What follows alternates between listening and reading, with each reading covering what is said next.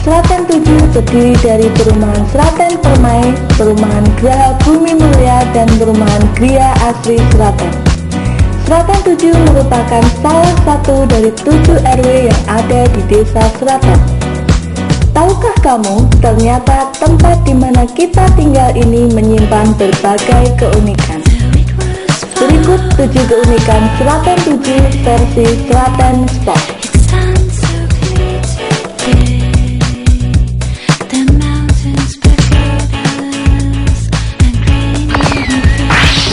Jika kita amati dari gerbang masuk perumahan Seraten Permai sampai ujung, ditambah lagi perumahan Seraten Bumi Mulia dan Gria Asri Seraten, pohon yang paling sering kita temui adalah pohon mangga. Selain buahnya yang lezat, pohon mangga ini digunakan untuk membuat suasana rumah menjadi asri dan sejuk.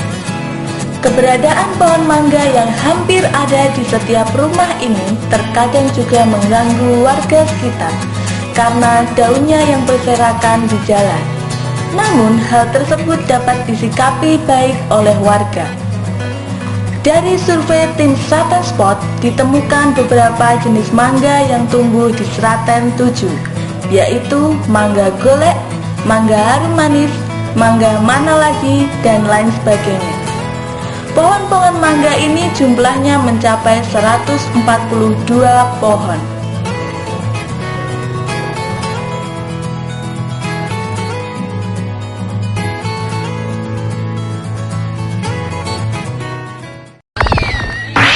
Kata perumahan bagi sebagian orang diartikan sebagai sekumpulan rumah dalam wilayah tertentu yang penghuninya adalah pendatang atau bukan orang asli daerah tersebut. Orang sering berkata bahwa perumahan merupakan daerah dengan warga atau penghuni yang egois, tidak saling kenal dan mementingkan kehidupan masing-masing. Namun, di Seraten 7 ini tim Seraten Spot menemukan hal yang sangat bertolak belakang dengan asumsi tersebut. Di Seraten 7 ini sangat berbeda. Banyak sekali kegiatan yang mencerminkan semangat kegotong royongan, kekeluargaan, dan sosial kemasyarakatan yang tinggi, seperti arisan, kerja bakti, pengajian, menjenguk tetangga yang sakit, melayat, pernikahan, silaturahmi saat hari raya, dan lain-lain.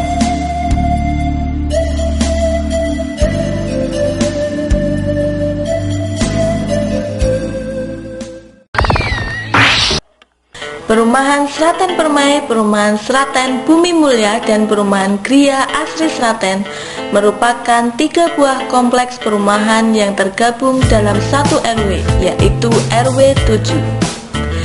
Dari ketiga perumahan tersebut, Perumahan Seraten Permailah yang paling tua. Perumahan ini mulai dibangun sekitar tahun 90-an.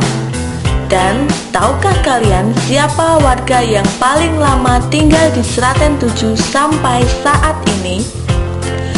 Jawabannya adalah Bapak Agus TS.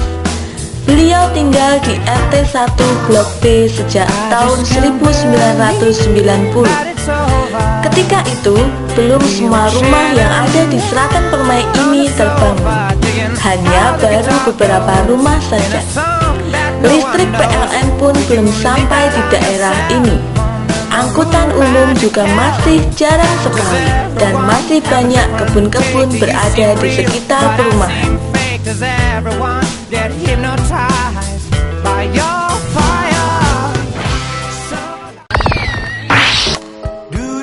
Seraten 7 adalah RW yang termuda di Desa Seraten yang tercinta ini. Meskipun dianggap sebagai RW yang termuda, RW 7 ini mempunyai warga yang paling banyak jumlahnya dibandingkan RW yang lain. Tim Seraten Spot mendapati bahwa pada saat ini warga Seraten 7 mencapai kurang lebih 600 jiwa. Karena jumlah penduduknya yang paling banyak dibandingkan dengan RW yang lain, maka Seraten 7 ini seringkali menjadi rebutan calon-calon kepala desa. Mereka yang mencalonkan diri menjadi kepala desa dan dapat mengambil suara Seraten 7 artinya sama dengan merebut separuh suara Desa Sraten.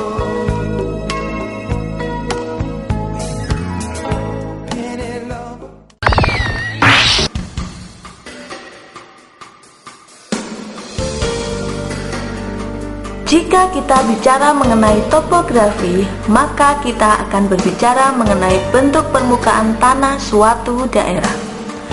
Ada keunikan mengenai topografi di Sraten 7, khususnya Sraten Permai.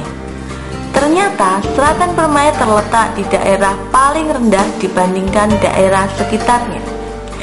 Jika diilustrasikan dalam gambar, maka akan diketahui bahwa sebenarnya kita berada di daerah cekungan. Dengan keadaan ini membuat beberapa RT di Sraten Permai mengalami banjir karena selalu mendapatkan kiriman air dari wilayah timur. Namun, warga Sraten 7 tidak kurang akal. Untuk mengatasi banjir ini telah dibangun gorong-gorong, sehingga sejak tahun 2012 banjir sudah teratasi. Yang kedua, karena bentuk topografi sinyal stasiun TV menjadi terhalang. Untuk mengatasi hal ini, warga Sraten 7 mendirikan parabola dan beberapa RT mendirikan tower yang tingginya mencapai 40 meter.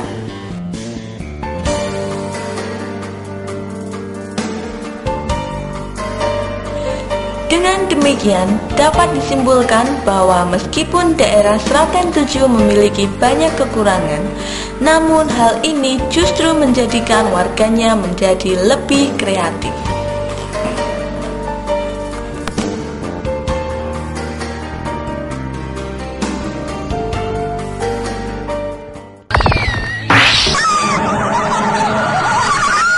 Berdasarkan fungsinya, rumah diperuntukkan sebagai rumah tinggal. Namun, beberapa rumah terkadang tidak hanya dihuni oleh manusia saja, tapi juga oleh makhluk dari alam lain yang tidak kasat mata. Banyak yang mengatakan hal tersebut terjadi jika rumah terlalu lama ditinggalkan kosong, atau jika sesuatu peristiwa tragis pernah terjadi di sana. Berikut ini adalah beberapa kisah misteri yang ada di Sraten 7.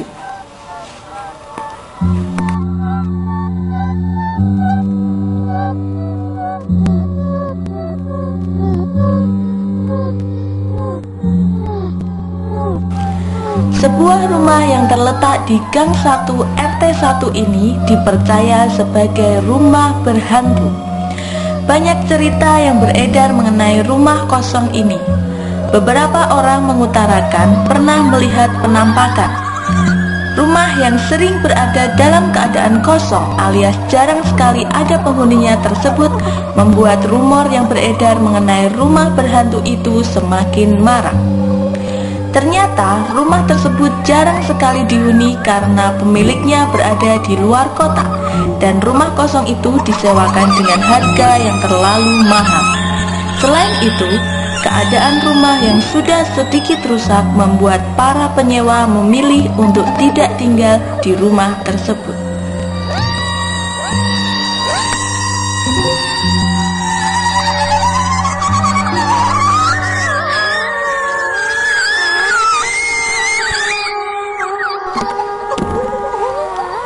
Jalan yang terletak antara RT 2 dan RT 3 ini sampai sekarang masih meninggalkan kisah-kisah misterius.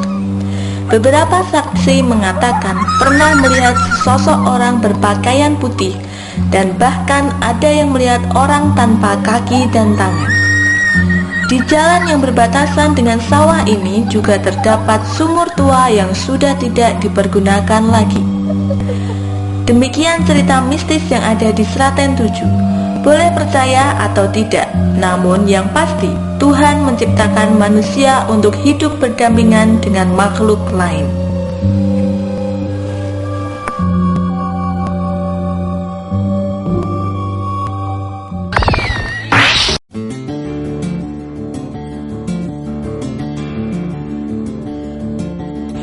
Setiap daerah pasti mempunyai tempat unggulan atau landmark. Landmark adalah simbol suatu daerah dan merupakan kebanggaan yang mencerminkan masyarakatnya. Di Sraten 7 ada tempat yang menjadi landmark sekaligus pusat kegiatan, open space. Di sini seringkali diadakan kegiatan yang diperuntukkan untuk seluruh warga. Open space merupakan tanah lapang yang tidak begitu besar, berada tepat di tengah perumahan Sraten Permai. Ini sebenarnya adalah lapangan badminton, basket, dan voli. Dengan di bagian timurnya terdapat taman dengan beberapa pohon. Berbagai macam kegiatan dilakukan di tempat ini. Setiap tahunnya tempat ini dijadikan sebagai pusat kegiatan perayaan Hari Ulang Tahun Republik Indonesia seperti lomba-lomba, jalan santai, dan lain-lain. Bahkan, tidak jarang tempat ini dijadikan sarana untuk menjemur pakaian, kasur, bahkan sarmier. Open space setiap harinya tidak pernah sepi. Banyak anak-anak kecil dan remaja yang bermain bola, bersepeda, atau sekedar berkumpul di sini.